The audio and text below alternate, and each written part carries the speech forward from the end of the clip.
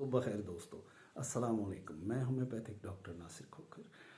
आज मैं जिस मेडिसिन की ड्रग पिक्चर को वाज़ेह करने की कोशिश करूँगा वो हमारे मुआशरे में बहुत ही अहम है और बहुत ही बुनियादी मसला है, यानी कि डिप्रेशन, गम, टेंशन, सदमा।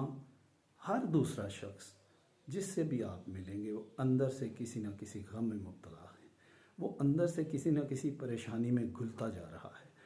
और ऐसे अफराद को कैसे पहचाना जाता है?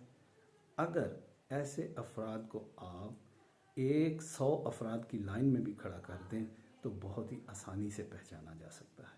जैसे कि उस्ताद मोहतरम मुर्शद जनाब डॉक्टर अली मोहम्मद साहब फरमाते हैं कि जिन अफराद की गर्दनें टेढ़ी होंगी वो इग्नेशिया के मरीज़ होंगे। तो ऐसे अफराद की दवाई इग्नेशिया होती है। जज़ाकल्लाह। अस्सलाम वालेकुम।